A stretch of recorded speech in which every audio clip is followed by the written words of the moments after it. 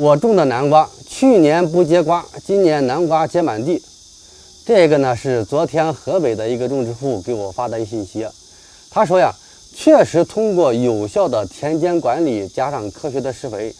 对南瓜的产量提升是特别明显的。实际上，这个种植户呢是去年我发表了一篇关于南瓜的一个高产方案的时候，和我联系的。当时呢，他这个南瓜呢就出现了疯长现象，不开雌花，然后呢有时候开了雌花以后，出现化瓜了。实际上，类似这种情况的很多种植户都遇到这个问题，特别是我们种植露天南瓜的时候，当开花结瓜的时候，正处于高温多雨的季节。再一个呢，就是我们这几年大量使用尿素或者就是氮肥，造成了要么就是旺长，要么就是高温或者是降雨以后影响了授粉，导致这个南瓜出现不结瓜这种情况。去年的时候，这个河北种植户就面对这个问题，当时咨询我看怎么办。实际上呢，当我们发现这个问题的时候，即便是采取了正确的方法，实际上已经影响了南瓜的高产。所以当时呢，我就跟他说了，我说到明年，假如你还要去种南瓜的时候，你提前跟我说一下，我给你出一个高产的方案、管理的方法，避免后期再出现这种情况。今年呢，他在种南瓜的时候就提前我再说了，方法呢就是采用当我们这个南瓜苗开始定植以后，也就是缓苗结束以后呢，就是采用我们常说的30烷醇这个植物生长调节剂。浓度呢，我们可以采用0.5毫克每升这个量呢，对我们这个南瓜苗进行喷雾，连喷3次，间隔时间呢是7天。这样的情况下，就可以有效的去预防在后期南瓜旺长不结瓜呀，包括高温多雨季节影响授粉这种情况，提升了它的授粉率。再一个呢，使用了30烷醇以后，你会明显发现，也就是说能提升你这个南瓜大瓜的比例。再一个呢，给大家说另外一个技巧，就是说在我们南瓜快要成熟的时候，我们可以采用0.5%的乙烯力配成溶液以后，对我们的南瓜进行喷雾一次。大家要记住啊，一定是喷湿这个南瓜，而不要去喷湿这个叶片。这样的情况下，一个是能促进我们南瓜早熟，再一个呢，能提升我们南瓜的着色，就是色泽非常漂亮。Hello， 大家好，我是赵月。然后今天路过这片荒草地，看到里边长了一颗野南瓜，然后就特别好奇这里边到底有没有结南瓜。大家都知道，咱这个南瓜呢，少了这个肥料跟那个水，肯定是长不好的。这块地看起来应该是不愁水，因为草长特高。但是这个肥料至于有没有呢，就不好说了，因为这么多草肯定会跟南瓜争。那我现在带大家看一下这一块野草地里边的南瓜，究竟有没有结南瓜。刚找了好一会儿，才发现这么一个小的南瓜钮，可以看到还没有我刚有我1根手指长，不知道还有没有大的，我再去找找。哎呦，真是功夫不负有心人，又找到2小瓜钮，这边一个，这边一个。可以看到呢，咱这个野生南瓜也是能长出来小瓜钮的，但是至于它能不能长到最后，这个不好说，因为野生条件的话没有人工管理，这个肥水都短缺。如果单靠天的话，估计长不了太大，说不定就是没长多大，就有可能是什么欺负病啊，然后虫拱呀什么这些之类的病害，就直接就是 over 了。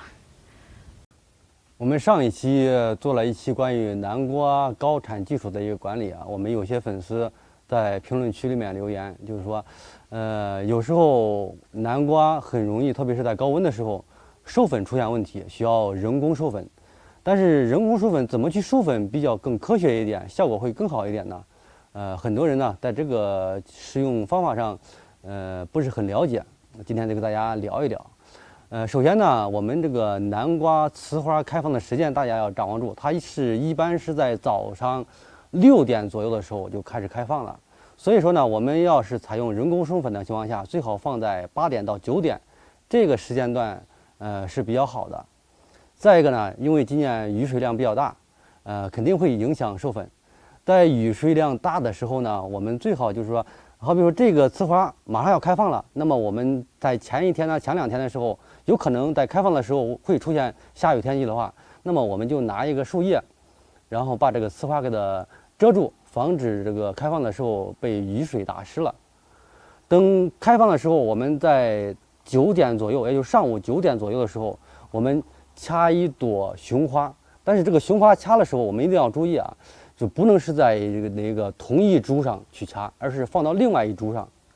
在另外一株上掐一朵雄花。然后呢，我们把雄花这个翻过来，翻过来以后呢，让雌花和雄花对着，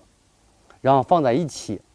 放在一起呢，基本上你能放到2天左右或者3天的时候，就能完成这个授粉的过程，从而呢达到我们这个提高我们南瓜它的坐瓜率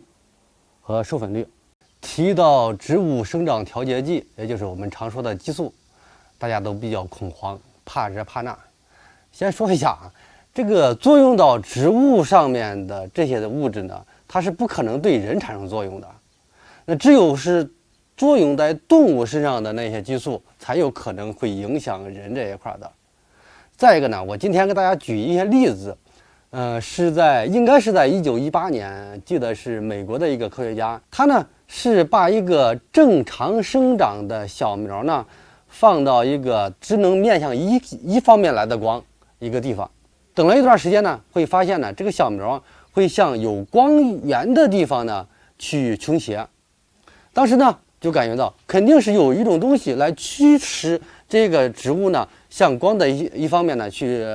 那个倾斜生长。那具体是什么物质呢？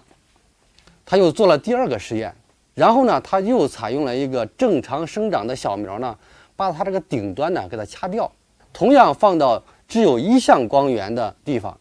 又等了一段时间，就发现这个小苗并没有出现倾斜朝着有光源的地方去生长那种状况。所以他就分析到啊，肯定是有一种物质能促进，也就是说能传递一种信息，像这种细胞啊，植物细胞里面传递一种信息，让它朝着有光源的地方。这个物质呢，肯定是存在于这个作物的顶端的位置上。后来呢，经过一系列的提取和试验以后，世界上呢第一款植物调节剂，也就是生长素才诞生了。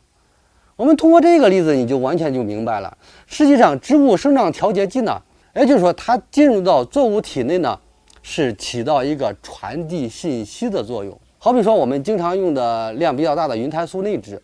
用了以后你发现啊，它正常情况下可能是停止生长了，而用了以后呢，生长比较旺盛了。实际上是用了云肽素内酯以后呢，它不是给作物提供营养了，而是呢，它把这个云肽素内酯呢吸收以后呢，会向这个作物的细胞呢传递一种信息，就是说你要快速生长这种信息。这样情况下，细胞开始进行分裂，开始膨大，它是这种原理。所以说呢，我们种植户了解以后，你就会明白了，这个植物生长调节剂呢，它实际上起到的作用就是一个信息传递的作用。所以说呢，我们在平时种植的时候，你就要了解，植物生长调节剂它不是营养物质，我们不能在整个季节当中呢反复多次使用。就是说你使用1次2次以后，只要是能达到我们想要的生长状态就可以了，就没有必要再去用了。用多了的情况下，你有可能就会导致早衰呀，或者是出现我们产量不但没有增产，反而下降的这种情况。甜瓜又到了上市的季节，我一般在购买甜瓜的时候，如果瓜皮的表面长得有一些斑点呢，我一般就不买这样的。像这样的一个情况，像一般带斑点的，就是一个受到了病虫的危害或者是机械损伤而造成的。我们种植户怎么样去避免瓜皮上有斑点这样的情况呢？最好的方法就是对甜瓜进行一个套袋。但是有些农民会问，原来我也套过一些袋子，但是效果没有说的那么好。这主要跟你的方法不正确也有一定的关系。而正确的做法呢，首先当甜瓜长到鸡蛋那么大的时候，就要开始进行套袋。尤其是对于斑点病，主要就是在果实生长初期造成的。一般随着甜瓜开始在变大的过程中，那么瓜皮表面上的绒毛呢，就会变得越来越稀薄。所以说，像大棚上的棚膜呀，或者是叶片上它这个水珠，下滴的时候呢，就很容易会感染甜瓜的瓜皮儿。在套袋儿的时候，应该说把塑料袋儿的底部